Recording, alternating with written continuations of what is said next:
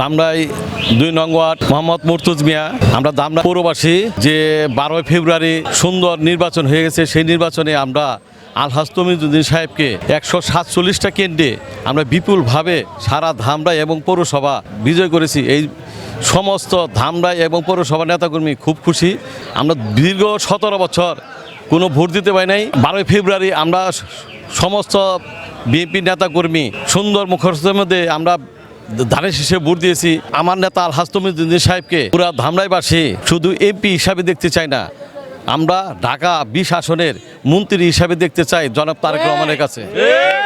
যে সুষ্ঠু এবং শান্তিপূর্ণভাবে আইন শৃঙ্খলা রক্ষাকারী বাহিনীরা নিরাপত্তার সহিত যে নির্বাচনের ব্যবস্থা করেছে সরকার, সেই আমরা সন্তুষ্ট। এবং ধামরাইয়ের জনগণ দীর্ঘ 17 বছর কোনো ভোটই দিতে পারে নাই। সেই উপলক্ষে গত 12 ফেব্রুয়ারি যে নির্বাচন হয়ে গেছে, সেই নির্বাচনে স্বতঃস্ফূর্তভাবে অংশগ্রহণ করে নিজের মতামত ব্যক্ত করেছে। এবং সেই মতামতে আমরা ধামরাইতে 147টা কেন্দ্রে বিপুল ভোটের ব্যবধানে 147টা কেন্দ্রেই আমরা পাশ করেছি। এবং আগামী দিনে আমাদের ধামরাইতে কখনোই বড় কোনো পদ আসে নাই।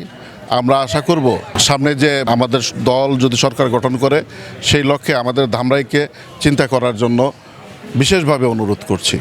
ধামরাইয়ের মাটি, ধামরাইয়ের মাটি, ভাইয়ের ঘাটি। আপনারা জানেন আলহাজ তমিজউদ্দিন যতবারই ইলেকশন করেছে ধামরাইয়ের মাটিতে ধামরাইয়ের জনগণ তাকে বিমুখ করে নাই। বিপুল ভোটের ব্যবধানে প্রত্যেকটা নির্বাচনেই জিতেছে।